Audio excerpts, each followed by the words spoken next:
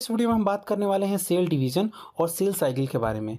दोस्तों, अगर आपको सेल के बारे में पता नहीं है तो हमने ऑलरेडी इस पे वीडियो बना रखा है कि सेल क्या होता है, इसके कितने टाइप्स होते हैं, हर चीज़ के बारे में हमने उसमें डीपली एक्सप्लेन कर रखा है। तो सबसे पहले उस वीडियो को देखिए, उसके बाद इस वीडियो को देखिए ताकि आपका पूरा कॉन्सेप्ट क्लियर हो जाए। तो चलिए दोस्तों, वीडियो लेक्चर को स्टार्ट करते हैं।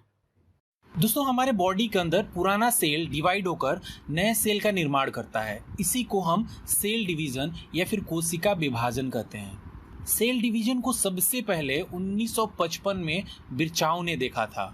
दोस्तों, यहाँ हम एक क्वेश्चन से इस वीडियो लेक्चर को स्टार्ट करते हैं कि आखिरकार सेल डिवाइड क्यों होता है। इसको जरा हम समझ लेते हैं। तो देखिए, जब हमारे बॉडी में सेल डेड हो जाता है, डैमेज हो जाता है या सेल पुराना हो जाता है तो उस सेल को रिप्लेस करने के लिए सेल डिवाइड होता है ताकि हमारा बॉडी ग्रो कर सके। किसी भी ऑर्गेनिज्म का ग्रोथ सेल का साइज बढ़ने से नहीं होता है बल्कि सेल डिवीजन के द्वारा ही होता है। दोस्तों, प्रोकैरियोटिक जो सेल होता है उसका डिवीजन यूकैरियोटिक सेल से बिल्कुल ही अलग होता है। कोई भी जीव एक सिंगल सेल से मिलकर बना होता है और जब वह ग्रो होता है तो प्रतिदिन लगभग 2 ट्रिलियन सेल को डिवाइड करता है। सेल डिवीजन में डिवाइड होने वाले सेल को पेरेंट सेल कहते हैं। पेरेंट सेल अनेक डॉटर सेल में डिवाइड हो जाता है और इस प्रोसेस को सेल साइकिल कहा जाता है। दोस्तों, सेल का जो डिवीजन होता है वह मेनली 3 तरीकों से होता है। फर्स्ट, अमाइटोसिस डिवीजन, जिसको हिंदी में असूत्री विभाजन कहते हैं। सेकेंड है माइटोसिस डिवीजन, जो हिंदी में उसको समसूत्री विभाजन बोलते हैं। थर्ड है मायोसिस डिवीजन, जिसको अर्धसूत्री विभाजन कहते हैं। तो चलिए हम फर्स्ट समझते हैं अमाइटोसिस डिवीजन मतलब असूत्री विभाजन के बारे में। तो देखिए, यह जो डिवीजन होता है वो bacteria, blue green अलगी, east, amoeba और प्रोटोजोआ जैसे अविकसित सेल में होता है। इस डिवीजन में सबसे पहले सेल का न्यूक्लियस डिवाइड होता है, उसके बाद साइटोप्लाज्म डिवाइड होता है और लास्ट में 2 नया डॉटर सेल्स बनता है।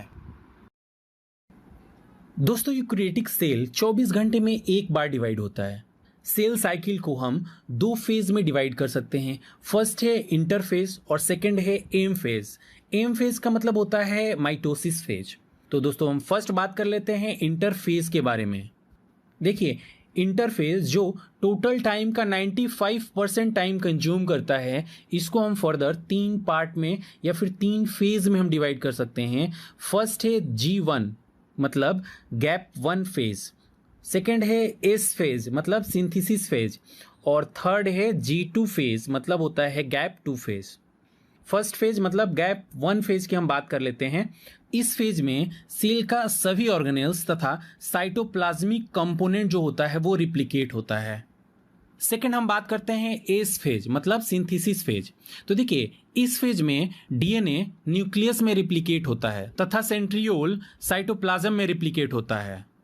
थर्ड हम बात करते हैं G2 मतलब गैप 2 फेज के बारे में। तो देखिए, गैप 2 फेज में माइटोसिस को बनाने के लिए प्रोटीन बनता है जिससे कि सेल को एनर्जी मिल सके और ग्रो कर सके, और इसी फेज के बाद माइटोसिस बनना स्टार्ट होता है। दोस्तों, सेकंड हम बात कर लेते हैं एम फेज मतलब माइटोसिस फेज या फिर माइटोसिस डिवीजन के बारे में। तो देखिए, माइटोसिस डिवीजन को सोमैटिक डिवीजन भी कहा जाता है क्योंकि यह डिवीजन सोमैटिक सेल में होता है। दोस्तों, एनिमल सेल में माइटोसिस डिवीजन को सबसे पहले वाल्टर फ्लेमिंग ने 1879 ईस्वी में देखा था और उन्होंने ही इसे माइटोसिस नाम दिया था। माइटोसिस फेज एक ऐसा फेज होता है जिसमें एक्चुअल में सेल का डिवीजन स्टार्ट होता है और यह स्टार्ट न्यूक्लियर के डिवीजन से होता है तथा साइटोप्लाज्म के डिवीजन पर खत्म होता है। दोस्तों, माइटोसिस को मेनली हम 4 पार्ट में डिवाइड कर सकते हैं। First prophase, second metaphase, third anaphase और फोर्थ टीलोफेज। तो चलिए एक एक करके इन सबको हम समझने की कोशिश करते हैं। तो फर्स्ट हम बात करते हैं प्रोफेज के बारे में।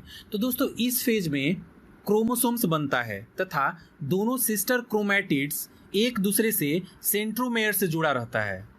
दोस्तों, यहाँ पर सेंट्रियोल्स क्रोमोसोम्स को ब्रेक डाउन करने के लिए बहुत ही इंपॉर्टेंट रोल निभाता है। सेंट्रियोल माइक्रोट्यूब्यूल्स को अच्छे से अरेंज करने के लिए एक दूसरे के अपोजिट पोल पे चले जाते हैं। इसके साथ ही न्यूक्लियर इन्वेलप ब्रेक डाउन हो जाता है। प्रोफेज के अंत में क्रोमोसोम्स प्रोटीन के द्वारा उसके सेंटरमेयर में अटैच हो जाता है जिसे काइनेटोकोर्स कहते हैं। उसके बाद क्रोमोसोम सेल की इक्वेटर की तरफ मूव करता है। अब सेकेंड बात आता है मेटाफेज की। प्रोफेज के बाद मेटाफेज आता है। मेटाफेज में जितने भी सेल के क्रोमोसोम्स होते हैं वो सारे के सारे सेंटर में एक सीधी लाइन में आ जाते हैं, जिसे मेटाप्लेट्स कहते हैं। मेटाफेज के बाद एनाफेज आता है। एनाफेज में प्रोटीन जो सिस्टर क्रोमैटिड्स को होल्ड किया होता है वह टूट जाता है तथा क्रोमोसोम्स दो भागों में बढ़ जाता है। और क्रोमोसोम्स जैसा ही दो पार्ट में फ्री होता है, फ्री क्रोमोसोम्स को काइनेटोकोर्स दो अपोजिट पोल की ओर खींच लेते हैं। एनाफेज के बाद आता है टीलोफेज। दोस्तों, टीलोफेज में सेल के सेंटर में क्लीवेज फॉरो बनता है और दोनों पोल पर न्यूक्लियर इन्वेलप तैयार हो जाता है।